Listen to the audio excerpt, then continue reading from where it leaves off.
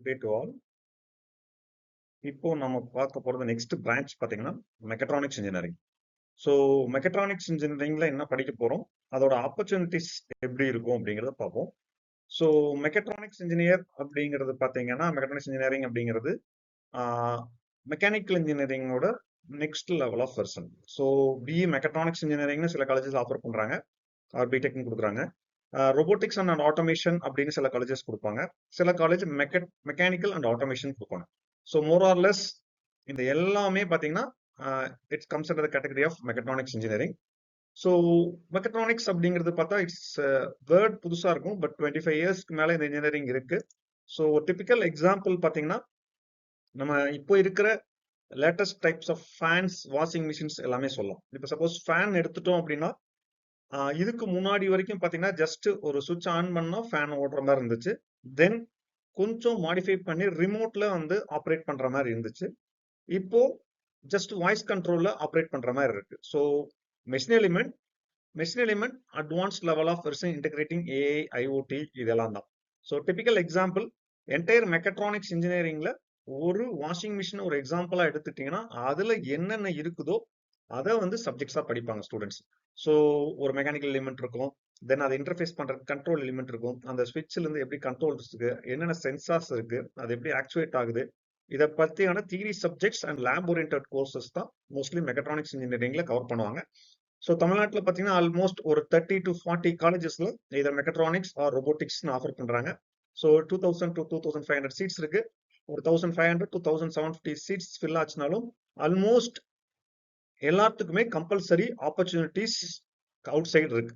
So என்னென்ன subjects படிப்பாங்க, என்னென்ன ஏரியாஸ்ல ஆப்பர்ச்சுனிட்டி இருக்குது அப்படிங்கிறது ஸ்லைட்ஸ்ல பார்ப்போம். ஸோ ஃபர்ஸ்ட் இது ஃபோர்மோஸ்ட் அவங்க படிக்கிறதுலாம் மெக்கானிக்கல் இன்ஜினியரிங் ஃபண்டமெண்டல்ஸ் எல்லாமே படிப்பாங்க.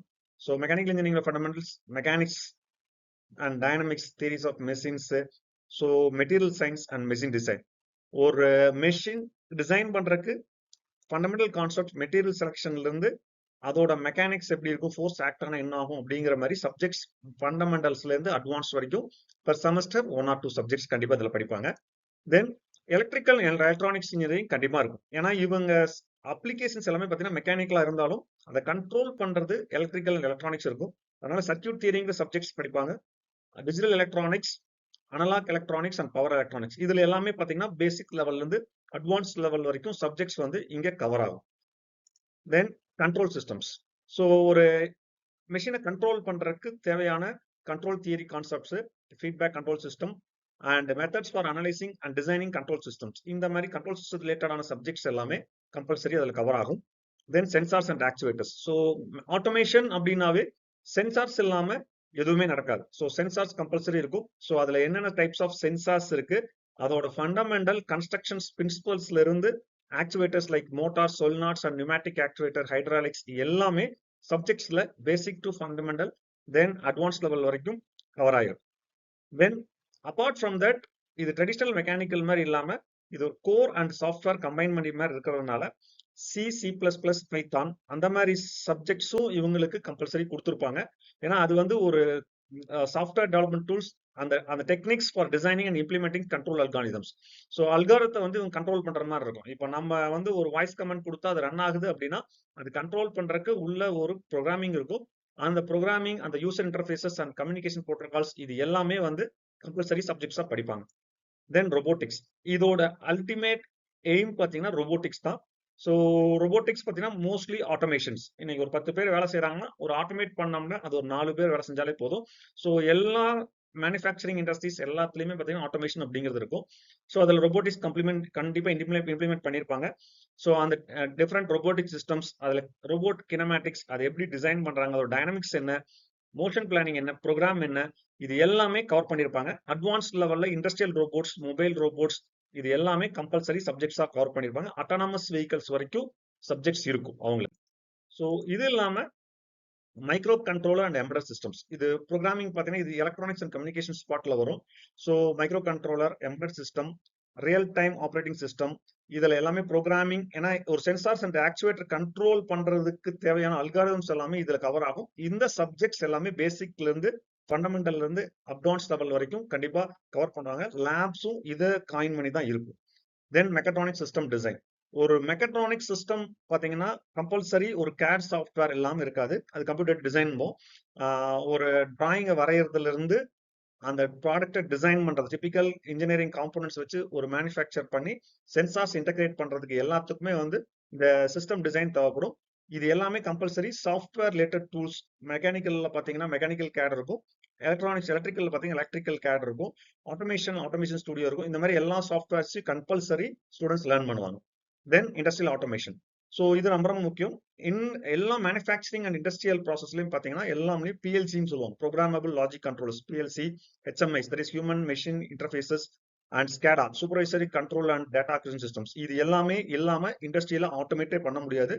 இது பேசிக் சீமன்ஸ் பிஎல்சிஸ்ல இருந்து அட்வான்ஸ் லெவல் ஆஃப் எல்லா லாஜிக்ஸும் எல்லாமே வந்து சப்ஜெக்ட்ஸ்ல கண்டிப்பா கவர் ஆயிருக்கும்.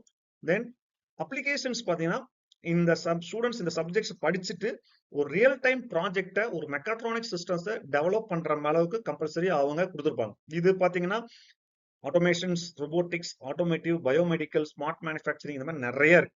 ஸோ இண்டஸ்ட்ரியல் 1.0, 2.0, 3.0, 4.0, அதாவது இண்டஸ்ட்ரியல் ரெவல்யூஷன்ஸ் என்னென்னா நிறைய இண்டஸ்ட்ரியல் வந்து ரெவல்யூஷன்ஸ் வந்துட்டே இருக்கு. எல்லாமே பாத்தீங்கன்னா மெஷின்ஸ் ரிமைன்ஸ் கான்ஸ்டன்ட். எல்லா இண்டஸ்ட்ரியல் ரெவல்யூஷன்ஸ்லயும் 1.0ல இருந்து இப்போ 4.5.0 வரைக்கும் எல்லாமே மெஷின்ஸ் ரிமைன்ஸ் கான்ஸ்டன்ட். அடுத்தடுத்த லெவல்லையும் பாத்தீங்கன்னா இந்த ஆட்டோமேஷன் தான் இன்க்ரீஸ் ஆகிட்டே போயிட்டு இருக்கு, மாறிட்டே வந்துட்டு இருக்கு. இப்போ சைபர் பிசிக்கல் சிஸ்டம்ஸ் வரைக்கும் வந்திருக்கு. ஸோ இது எல்லாமே சொல்லிக் கொடுக்குற ஒரு டிபார்ட்மெண்ட் தான் mechatronics engineering. So mechatronics engineering படிச்சா ஜாப்ஸ் கிடைக்குமா அப்படின்னு பாத்தீங்கன்னா plenty of opportunities are there. Past 15 இயர்ஸா இந்த பர்டிகுலர் டிபார்ட்மெண்ட்ல நான் ஒர்க் பண்ணனால எங்கெங்கெல்லாம் இதுக்கு அப்ளிகேஷன்ஸ் இருக்கு. இப்ப இருக்கிற ஒரு 2000 இன்ஜினியர்ஸ் வெளியில வராங்கன்னா ஆல்மோஸ்ட் 2000 பிளஸ் இன்ஜினியர்ஸ்க்கும் கண்டிப்பா வாண்டட் இருக்கு. எல்லா கம்பெனிலும் மெக்கட்ரானிக்ஸ் கண்டிப்பா எடுத்துக்குவாங்க. ஸோ அது ரொபோட்டிக்ஸ்ல பாத்தீங்கன்னா எல்லா ரொபோட்டிக்ஸ் கம்பெனிஸ்லயும், ஆட்டோமேஷன் ரொபோட்டிக்ஸ் கம்பெனிஸ்ல, industrial automation, health care, agriculture, எங்கெங்கெல்லாம் இருக்கோ அது என்ன மேனுஃபேக்சரிங் ஆனாலும் கண்டிப்பா வந்து ரோபோட்ஸ் அப்படின்றதுனாலே ஒரு மெக்கட்ரானிக்ஸ் இன்ஜினியருக்கு அங்க ஒரு வேகன்சி போஸ்ட் கண்டிப்பா இருக்கும். தென் ஆட்டோமேஷன். ஸோ எந்தெந்த கம்பெனில மேனுஃபேக்சரிங் பிளான்ட்ல அடுத்த level of automations, control engineers, PLCs, double shoot. இது எப்படி அப்படின்னா ஒரு மெக்கானிக்கல் இன்ஜினியர், ஒரு எலக்ட்ரானிக்ஸ் இன்ஜினியர், ஒரு எலக்ட்ரிக்கல் இன்ஜினியர் எல்லாத்தையும் கிளப் பண்ண மாதிரி ஒரு இன்ஜினியரிங். ஸோ மெயின்டெனன்ஸ் அப்படிங்கும்போது கம்பல்சரி எல்லா ஃபீல்ட்லயும் கொஞ்சம் நாலேஜ் இருந்தா யூஸ்ஃபுல்லா இருக்கும்னு நினைக்கிற கம்பெனிஸ் எல்லாமே கம்பல்சரி மெக்கட்ரானிக்ஸ் ஓரியன்டட் ஸ்டூடெண்ட்ஸை ரெக்ரூட் பண்ணிருப்பாங்க. தென் கண்ட்ரோல் சிஸ்டம்ஸ். நீங்க பாத்தீங்கன்னா optimising control systems for mechatronic systems, process, feedback, PID controller, இந்த மாதிரி எங்கெங்கெல்லாம் இருக்கோ அங்கெல்லாம் சிஸ்டம்ஸ் இன்ஜினியருக்கு இந்த ரோல்ஸ் இருக்கிற இடத்துல எல்லாமே மெக்கட்ரானிக்ஸ் எடுத்துக்குவாங்க. தென் எம்பெடட் சிஸ்டம்ஸ் இன்ஜினியர் கண்டிப்பா மெக்கட்ரானிக்ஸ் எடுத்துவாங்க. எம்பெடட் சிஸ்டம்ஸ் எங்க இருக்கோ அங்க எல்லாமே வந்து சென்சார்ஸ் இன்டர்ஃபேஸ் பண்றது, ரியல் டைம் அல்காரிதம்ஸ் வேணும்னாலும் கண்டிப்பா மெக்கட்ரானிக்ஸ் இன்ஜினியர் சூட் ஆவாங்க. எலக்ட்ரோ மெக்கானிக்கல் இன்ஜினியரிங் அதே மாதிரி எலக்ட்ரிக்கல் அண்ட் மெக்கானிக்கல் காம்பனன்ட்ஸை மெர்ஜ் பண்ணிட்டு எங்கெங்கெல்லாம் இருக்கோ, பட் மெடிக்கல் ஃபீல்ட்ல இருக்கும், கன்சூமர் எலக்ட்ரானிக்ஸ் இருக்கும், அங்க எல்லாமே பாத்தீங்கன்னா மெக்கட்ரானிக்ஸ் ஒரு ஸ்டூடெண்ட்ஸை கண்டிப்பா ஒர்க் பண்ணுவாங்க. தென் ப்ராடக்ட் டிசைன். மெக்கானிக்கல் கம்பெனியிலும் ஒரு ப்ராடக்ட் டிவிஷன்ஸ் இருந்துச்சு அப்படின்னா மெக்கானிக்கலோட மெக்கட்ரானிக்ஸ் அப்படிங்கிறது கண்டிப்பா ப்ரிஃபர் பண்ணுவாங்க. பிகாஸ் பியூர் மெக்கானிக்கல் கம்பெனிலும் ஆட்டோமேஷன்ஸ் தேவைப்படும். அங்க வந்து அண்டர்ஸ்டாண்ட் பண்ணிக்கிறதுக்கு வந்து வரையறதுக்கு ஈஸியா தேவைப்படுங்கிறதுக்காக கண்டிப்பா மெக்கட்ரானிக்ஸ் இன்ஜினியர்ஸ் எடுத்துவாங்க. That is product design engineers இருப்பாங்க. Then manufacturing sectors already mechanical என்ன ஆப்பர்ச்சுனிட்டிஸ் இருக்கோ ஈக்குவல் அமௌண்ட் ஆஃப் ஆப்பர்ச்சுனிட்டிஸ் மெக்கட்ரானிக்ஸ்க்கு இருக்கும். சிஸ்டத்தை இன்டகிரேட் பண்றதுக்கு இன்ஜினியர்ஸ் தேவைனாலும் ஆட்டோமேட்டிவ் அப்ளிகேஷன்ஸ்லயும், ஏரோஸ்பேஸ் அப்ளிகேஷன்ஸ்லயும், ரினியூபிள் எனர்ஜி சிஸ்டத்திலையும் ஆல்ரெடி மெக்கானிக்கல் சொன்ன அதே லெவல் ஆஃப் ஆப்பர்ச்சுனிட்டிஸ் கண்டிப்பா மெக்கட்ரானிக்ஸ் கிடைக்கும். ஆர்என்டி. ஸோ ஆர்என்டி வந்து நம்ம சொல்ல தேவையில்லை. இப்போ ஆட்டோமேஷன் எந்த அளவுக்கு இம்பார்ட்டன்ட்டோ அந்த ஆட்டோமேஷன்ஸ் எல்லாமே ஆர்என்டி எல்லா இண்டஸ்ட்ரீஸ்லயும் இருக்கும். அந்த இண்டஸ்ட்ரீஸ்க்கு எல்லாமே கம்பல்சரி ஒரு மெக்கட்ரானிக்ஸ் இன்ஜினியர் வந்து அவங்களுக்கு கண்டிப்பா சூட் ஆகும். பட் ரொபோட்டிக்ஸா இருந்தாலும் சரி, சென்சார்ஸா இருந்தாலும் சரி, ஏஐ இருந்தாலும் சரி, பிகாஸ் இது எல்லாமே தெரிஞ்ச ஒரு இன்ஜினியர் வந்து மெக்கட்ரானிக்ஸ் கண்டிப்பா இருப்பாங்க. தென் மேக்ஸிமம் ஜாப் ஆப்பர்ச்சுனிட்டிஸ் பார்த்தா மெயின்டெனன்ஸ்ல இருக்கு. ஒரு சிஎன்சி இருக்கு அப்படின்னா சிஎன்சி மிஷின்ஸ்ல நீங்க உள்ள இருக்கிற மெக்கானிக்கல் காம்பனன்ட்ஸ்ல இருந்து எலக்ட்ரானிக்ஸ் காம்பனன்ட்ஸ் வரைக்கும் தெரிஞ்சது பாத்தீங்கன்னா ஒரு மெக்கட்ரானிக்ஸ் இன்ஜினியர் இருப்பாரு. ஸோ மெயின்டெனன்ஸ் அப்படிங்கிறது இண்டஸ்ட்ரியல் மெயின்டெனன்ஸ் எல்லாமே எல்லா செக்டருக்கும் மெக்கட்ரானிக்ஸ் இன்ஜினியர் கண்டிப்பா ஆப்பர்ச்சுனிட்டிஸ் இருக்கு. கன்சல்டிங் கண்டிப்பா பண்ண முடியும். ஆஸ் லைக் மெக்கானிக்கல் ஒரு ஒரு 5 to 10 இயர்ஸ் ஒரு இண்டஸ்ட்ரியில ஒர்க் பண்ணிட்டு வெளியில வந்தீங்க அப்படின்னா கண்டிப்பா நீங்க வந்து வெளியில இருந்துட்டு கம்பல்சரி ஒரு கன்சல்டிங் சர்வீசஸ் மாதிரி பண்ணலாம். அகடமிக் அண்ட் ரிசர்ச் பொசிஷன்ஸ் பாத்தீங்கன்னா ஹியூஜ் ஆப்பர்ச்சுனிட்டிஸ் இருக்கு. நீங்க கோர் மெக்கானிக்கல் அண்ட் மெக்கட்ரானிக்ஸ்க்கு வெளியில பாத்தீங்கன்னா நீங்க கேட் ஸ்கோர் வச்சிருந்தீங்க அப்படின்னா எதர் எம்டெக் படிக்கலாம், இல்லைன்னா இது வந்து கோர்ஸ் ஈக்குவலன்ஸ் இருக்கும். மெக்கட்ரானிக்ஸ் பாத்தீங்கன்னா ஈக்குவல் டு மெக்கானிக்கல் அப்படிங்கிறது ஆல்மோஸ்ட் எல்லாருமே கன்சிடர் பண்ணிக்குவாங்க. ஸோ அதனால நீங்க மெக்கானிக்கலுக்கு என்னென்ன ஆப்பர்ச்சுனிட்டிஸ் இருக்குதோ அந்த பிஜி எல்லாமே வந்து மெக்கானிக்கலுக்கு இருக்க ஆப்பர்ச்சுனிட்டிஸ் எல்லாமே மெக்கட்ரானிக்ஸ் பண்ண முடியும். அதே மாதிரி ரிசர்ச் பொசிஷன், கவர்மெண்ட் ஏஜென்சிஸ் எல்லாத்துக்குமே வந்து இப்போ மெக்கட்ரானிக்ஸ் ஸ்பெஷலைசேஷன்ல கேக்குறாங்க. அதனால வந்து இப்போ தமிழ்நாட்டுல இருக்கிற சீட்ஸ ஒரு 4000 to 5000 இன்ஜினியர்ஸ் வரைக்கும் பெர் இயர் கண்டிப்பா வந்து பிளேஸ் பண்ண முடியும். கண்டிப்பா வந்து ஆப்பர்ச்சுனிட்டிஸ் நல்லாவே இருக்கும்.